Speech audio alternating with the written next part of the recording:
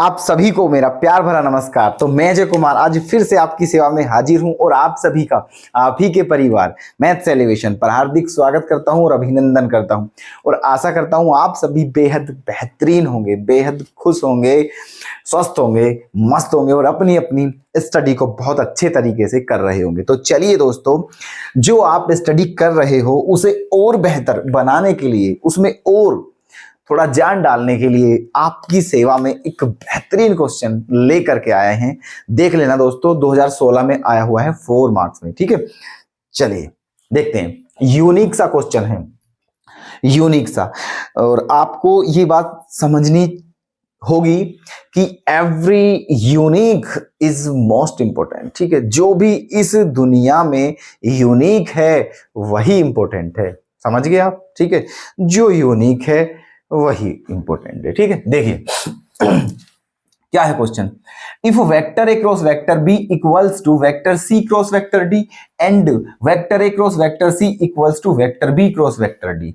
तो आपको प्रूफ करना है कि vector a minus vector d जो है वो पैरेलल है vector b minus vector c के, और ये भी दिया है कि वेक्टर ए वेक्टर डी के इक्वल नहीं है और बी सी के इक्वल नहीं है। ठीक है, अच्छा अब देखिए क्या करें इस क्वेश्चन में।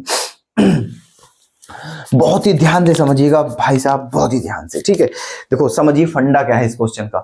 अगर दो वेक्टर हैं और वो भी नॉन जीरो, ठीक है, अगर दो नॉन जीरो वेक्टर पैरेलल होंगे, ठीक है, तो उनकी कंडीशन ये होती है कि उनका क्रॉस प्रोडक्ट जीरो होना चाहिए। ठीक है, फिर सुने,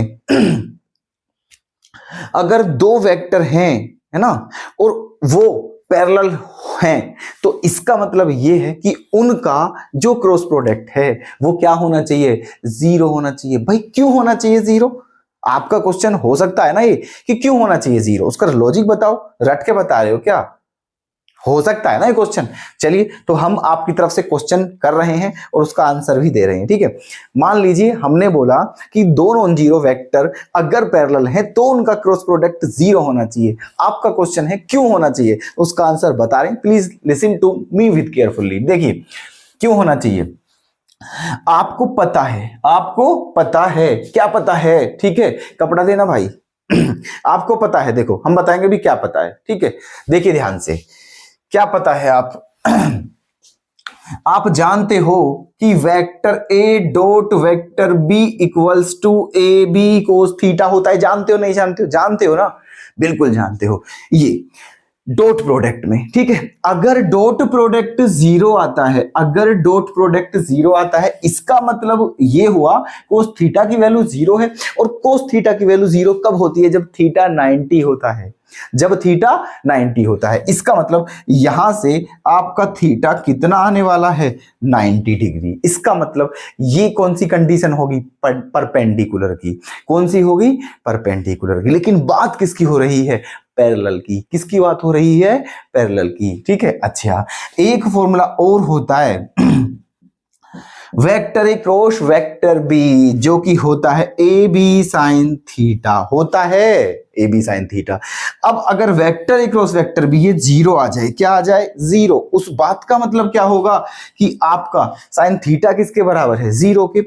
और साइन थीटा जीरो कब होगा? जब थीटा 0 डिग्री का होगा, because sine zero equals to zero, sine zero equals to zero. तो थीटा यहां से क्या हो जाएगा? 0 डिग्री, है ना। ये थीटा क्या हो जाएगा? 0 डिग्री, है ना। इसका मतलब क्या है ना। देखिए, तो अगर क्रॉस प्रोडक्ट क्या आ रहा है? जीरो, है ना। क्रॉस प्रोडक्ट क्या आ रहा है? जीरो, तो इसका मतलब समझ लो ध्यान से, थीटा क्या है? 0 डिग्री। और आप जानते हो कि परपेंडिकुलर के लिए थीटा 90 डिग्री होता है और पैरेलल के लिए थीटा 0 डिग्री होता है। जैसे कि समझना, ये दो वेक्टर मान लिया, एक वेक्टर ये है, एक वेक्टर ये है, ऐसे मान लो। अब इनके बीच का एंगल बताना। आप इनके बीच का एंगल अगर जीरो नहीं है, अगर इनके बीच का एंगल जीरो नहीं है, तो क्या ये वेक्टर कभी पैरेलल हो सकते हैं? बताइए आप। ठीक है, मान लीजिए वेक्टर कुछ इस तरीके से हैं, कुछ इस तरीके से हैं वेक्टर, ये ऐसे कुछ। ठीक है, तो अब लग रहा है कि जैसे इन वेक्टर को आगे बढ़ाते हैं ऐसे कर, तो कहीं ना कहीं ये क्या करेंगे? इंटरसेक्ट करेंगे। इसका मतलब कहीं ना कहीं इनके बीच में कुछ ना कुछ एंगल जरूर है। ठीक है, और जब ये एक दूसरे को आगे जाके इंटरसेक्ट करते हैं तो इसका मतलब ये पैरेलल नहीं हो सकते हैं। ठीक है, इसीलिए अगर दो वेक्टर के बीच में कोई एंगल बन रहा है तो वो पैरेलल नहीं है, और अगर उनके बीच में एंगल कुछ भी नहीं है, मतलब 0 डिग्री है, जैसे कि ये, इनके बीच में कोई भी एंगल नहीं है, 0 डिग्री का एंगल है। क्यों? क्योंकि ये कभी भी एक दूसरे को इंटरसेक्ट नहीं करेंगे। इसका मतलब ये दोनों वेक्टर परपेंडिकुलर नहीं है पर पैरेलल है। क्या है? पैरेलल। समझ गए बात? ठीक है। अब एक वेक्टर ये रहा, एक वेक्टर ये रहा, ठीक है, ऐसे। अगर ये परपेंडिकुलर है तो इसका मतलब ये एक दूसरे को इंटरसेक्ट करते हैं, ठीक है। परपेंडिकुलर है तो एक दूसरे को इंटरसेक्ट करते हैं 90 डिग्री पर, ठीक है। तो ध्यान रखना, दो वेक्टर अगर परपेंडिकुलर हैं तो वो एक दूसरे को 90 डिग्री पर इंटरसेक्ट करते हैं, मतलब उनके बीच का जो एंगल है वो 90 डिग्री होना चाहिए। कोस थीटा इक्वल्स टू क्या होना चाहिए? थीटा मतलब क्या होना चाहिए? 90 डिग्री। कहने का मतलब उनका डॉट प्रोडक्ट 0 होना चाहिए। और अगर दो वेक्टर पैरेलल हैं तो उनका जो क्रॉस प्रोडक्ट है वो 0 होना चाहिए, ठीक है। लिसन टू मी अगेन, ठीक है। फिर ध्यान से सुने एक बार मुझे। क्या? अगर दो वेक्टर परपेंडिकुलर हैं तो उनका डॉट प्रोडक्ट 0 होना चाहिए। अगर दो वेक्टर पैरेलल हैं तो उनका क्रॉस प्रोडक्ट 0 होना चाहिए, ठीक है। बताइए, कोई दिक्कत? क्लियर? क्यों होते हैं 0 ये भी आपको समझा दिया है, ठीक है। तो अब इस क्वेश्चन में क्या करना है बताइए आप ही, जल्दी से फटाफट बता दीजिए। अब तो देरी की बात कुछ है ही नहीं, ठीक है। जल्दी बताइए क्या करना है इस क्वेश्चन में प्रूफ करने के लिए। बहुत सिंपल सा क्वेश्चन है और 4 मार्क्स में। मुझे तो लगी नहीं 1 मार्क्स का क्वेश्चन है 4 मार्क्स में। भाई ये तो एक हमारे भाग्य की बात होती है कि सिंपल क्वेश्चन अगर हमें बड़े मार्क्स में मिल रहा है तो ये हमारे कोई पुण्य होते हैं जो हमारे सामने आते हैं एग्जाम में क्वेश्चन की फॉर्म में, ठीक है। ये है। तो हमें प्रूफ करना है ये वेक्टर इसके पैरेलल है। इसका मतलब ये हुआ इसके और इसके जो क्रॉस प्रोडक्ट है वो क्या होना चाहिए? 0 होना चाहिए। समझ गए? ये लाना है हमें, ठीक है। देखिए, करिए भाई साहब proof.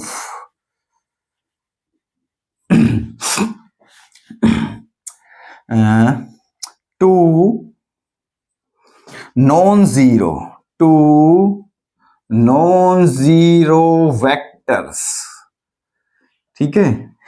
Two non zero vectors are parallel, ठीक है। Two non zero vectors are parallel if and only if, ठीक है। Two non zero vectors are parallel if and only if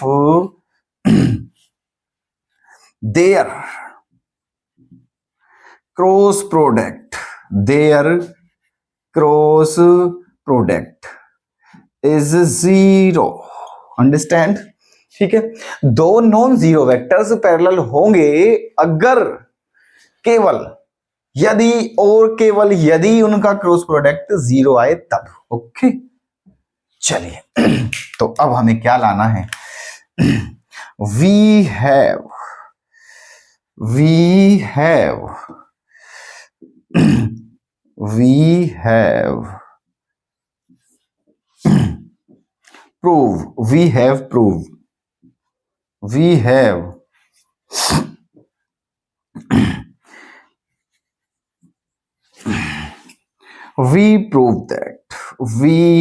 prove that अब हमें क्या सिद्ध करना है?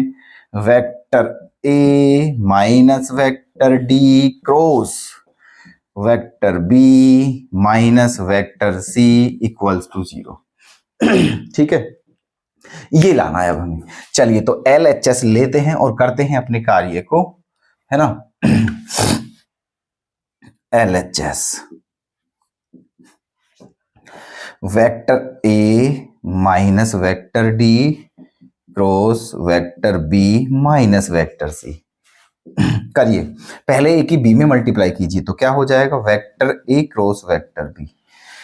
अब ए की सी में कीजिए तो हो जाएगा वेक्टर ए क्रॉस वेक्टर सी। अब डी की बी में कीजिए तो हो जाएगा minus vector D cross vector B.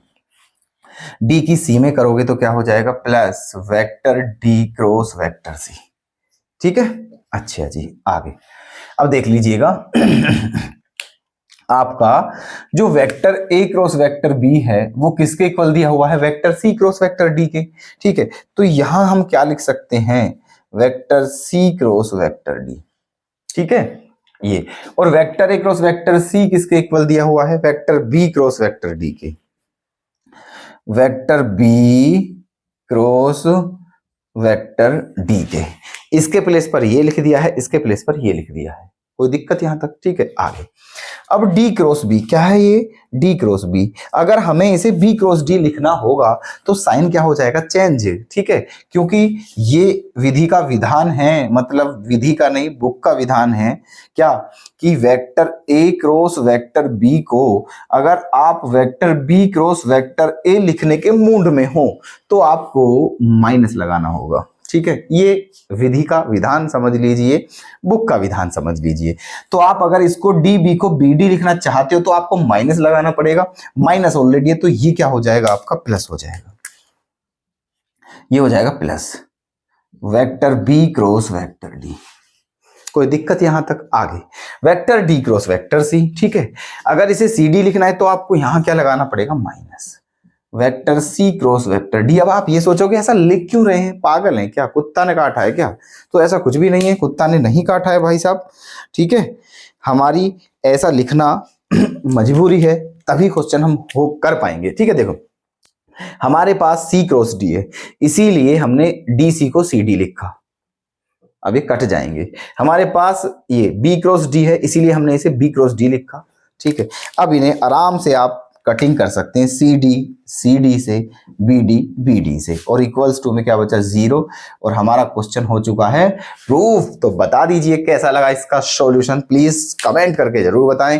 ठीक है, कल फिर आपकी सेवा में हाजिर होते हैं ऐसे धमाकेदार क्वेश्चन के साथ। बने रहिएगा, सपोर्ट करिए, प्यार दीजिए दोस्तों, शेयर करिए, लाइक करिए। ओके, धन्यवाद।